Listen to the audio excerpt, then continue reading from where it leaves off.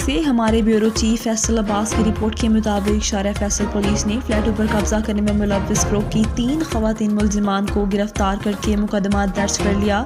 ملزمان کے قبضے سے نجی ٹی وی کے پریس کارڈز بھی برآمد۔ نعمان ایونیو بلاک 20 گلستان جوہر کی رہائشی خاتون نے 15 مددگار پولیس کو اطلاع دی کہ اس کے فلیٹ پر کچھ خواتین اور مرد قبضہ کرنے کی کوشش کر رہے ہیں۔